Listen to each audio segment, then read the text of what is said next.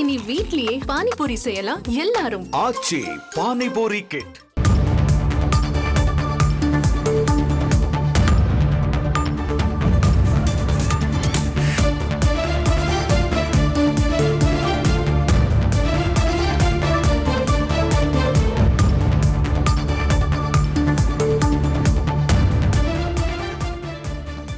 பஹல்காமில் நடைபெற்ற பயங்கரவாத தாக்குதல் காட்டுமிராண்டித்தனமானது மட்டுமின்றி இரக்கமற்றது என ரஜினிகாந்த் அவர்கள் தன்னுடைய வேதனையை வெளிப்படுத்தி இருக்கிறார். மும்பையில் நடைபெற்ற உலகளாவிய ஒளி உச்சி மாநாடான வேவ்ஸ் நிகழ்ச்சியின் தொடக்க நிகழ்வில் கலந்து கொண்டு ரஜினிகாந்த் அவர்கள் உரையாற்றிய போது பயங்கரவாத தாக்குதலை தொடர்ந்து இந்த 4 நாள் உச்சி மாநாடு ஒத்திவைக்கப்படலாம் என்று சிலர் தம்மிடம் தெரிவித்ததாகவும், ஆனால் தான் இந்த நிகழ்ச்சி நிச்சயம் நடைபெறும் என்று நம்பிக்கையோடு இருந்ததாகவும், தன்னுடைய நம்பிக்கைக்கு காரணம் பிரதமர் நரேந்திர மோடியின் மீது தமக்கு இருந்த நம்பிக்கை தான் என அவர் தெரிவித்தார்.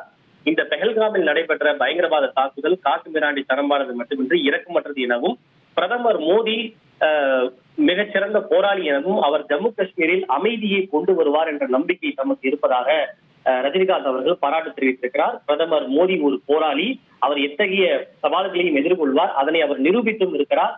கடந்த 10 ஆண்டுகளாக நாம் இதனை பார்த்திருக்கிறோம் என்றும், ஜம்மு காஷ்மீரில் நிலவக்கூடிய சூழலை பிரதமர் மோடி துணிச்சலாகவும் கருணையுடனும் அவர் எதிர்கொள்வார் என்று பாராட்டு தெரிவித்திருக்கிறார்.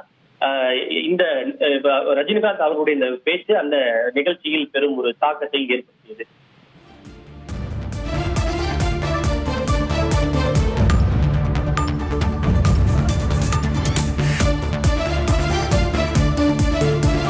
இனி வீட்லயே பானிபூரி செய்யலாம் எல்லாரும். ஆச்சி பானிபூரி கிட்.